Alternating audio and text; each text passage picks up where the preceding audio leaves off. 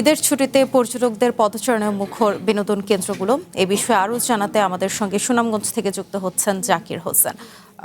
জাকির, আপনার কাছে জানতে চাই যে কোন কোন স্পটে বেশি ভিড় রয়েছে, এছাড়া যেহেতু অনেক মানুষ সেখানে ভিড় জমেছে, সেক্ষেত্রে নিরাপত্তা ব্যবস্থা নিয়ে প্রশাসন কি বলছেন?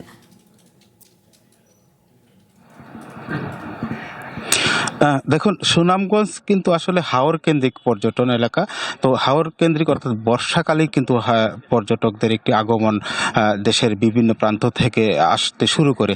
তো যথারীতি ঈদের প্রত্যেকটা ঈদেই আমরা দেখিয়েছি, প্রত্যেকটা ঈদেই ৩ থেকে ৪ দিন পরেই কিন্তু দেশের বিভিন্ন প্রান্ত থেকে পর্যটকরা আসে। আপনাকে যদি একটু বিষয় বলি, আপনি নিশ্চয়ই জানেন যে হাওর অঞ্চলে কিন্তু প্রায় ৪ শতাধিক হাউস বুটগুলা রয়েছে। আপনি নিশ্চয়ই দেখতে পাচ্ছেন এইসব বিলাসবহুল যে হাউস বুটগুলো রয়েছে, সেই সব হাউস বুটগুলো কিন্তু ঈদের আগে থেকে বুকিং করা হয়েছে এবং এইসব হাউস বুটে করে টাঙ্গুয়ার হাওর থেকে শুরু করে যে আশেপাশের যে সমস্ত হাওর রয়েছে, সেই সব হাওরে কিন্তু তারা রাত্রি যাপন করে।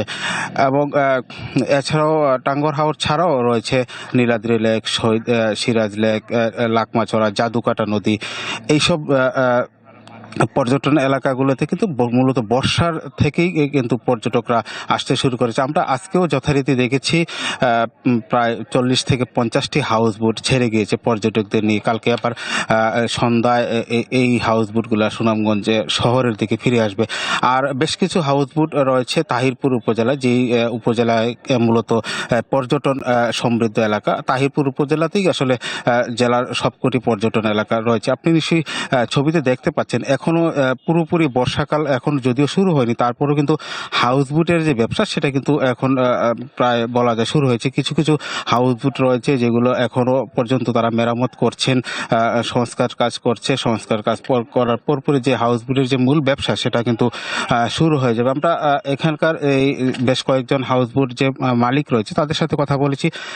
তারা আমাদেরকে যেমনটা জানিয়েছেন, এই বছর তারা অন্যান্য বছরের তুলনায় বেশি ব্যবসা করার একটি চিন্তা ভাবনা করছেন। এবং আপনি নিরাপত্তার বিষয়ে যেমনটা আপনি যে বলেছেন, নিরাপত্তার বিষয়ে আমরা জেলা পুলিশের সাথে কথা বলেছিলাম এবং তারা আমাদেরকে যেমনটা জানিয়েছেন যে নিরাপত্তার বিষয়ে তাদের কোনো ঘাটতি নেই।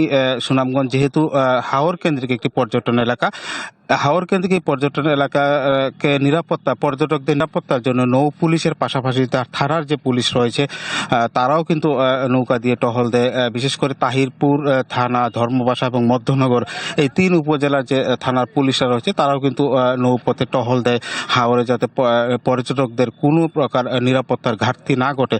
আর পর্যটকদের বিশেষ একটা অভিযোগ রয়েছে, যেহেতু হাউসবোটগুলো সবকটি হাউসবোটই বলা যায় বিলাসবহুল, এর মধ্যে সবচেয়ে বেশি বিলাসবহুল যে আমরা এই মুহূর্তে যে হাউসবোটটিতে রয়েছে, এরকম প্রায় 20 থেকে 30টা হাউসবোট রয়েছে। তাদের পর্যটকরা বলছেন তাদের যে দামের বিষয়, অর্থাৎ তাদেরকে যে ভ্রমণের যে টাকা সেটা কিন্তু একটু বাড়তি নেওয়া হয়। তো আমরা হাউসবোট মালিকদের সাথেও কথা বলেছি, তারা আমাদেরকে যেমনটা বলছেন, যেহেতু তেলের দাম একটু বাড়তি, এই জন্য এবছর একটু বাড়িয়ে নেওয়া হচ্ছে বলে আমাদেরকে জানিয়েছেন।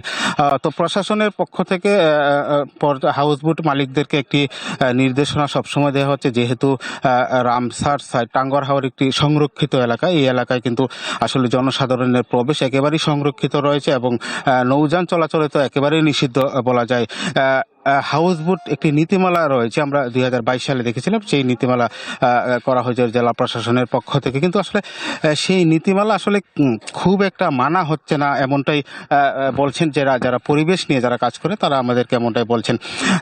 হাউসবোটগুলো একটি নির্দিষ্ট রুটে যাবে, অর্থাৎ এই টাঙ্গুয়ার হাওরের যে মূল হৃৎপিণ্ড সেখানে প্রবেশ করতে পারবে না, কারণ হাওরের যে প্রতিবেশ সেটা সংকটাপন্ন অবস্থায় আমরা এমনিতেই দেখেছি। কিন্তু আসলে এই হাওরটি একদিকে সৌন্দর্যময়, অন্যদিকে হচ্ছে সংরক্ষিত এলাকা। আসলে পর্যটকরাও চাচ্ছে যে টাঙ্গুয়ার হাওরে প্রবেশ করবে তাদের যে ইঞ্জিন চালিত নৌকা নিয়ে, কিন্তু আসলে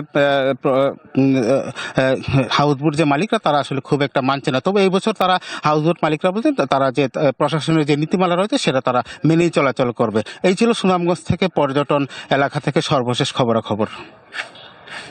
ধন্যবাদ জাকির আপনাকে। ঈদের ছুটিতে সুনামগঞ্জের আসলে কোন কোন স্পটে বেশি ভিড় রয়েছে, এখানে এছাড়া পর্যটকদের পদচারণায় বা তাদের নিরাপত্তা ব্যবস্থায় আসলে প্রশাসন কি ব্যবস্থা রেখেছে বা প্রশাসন কি বলছে, সে বিষয়টি জাকির থেকে আমরা জানছিলাম।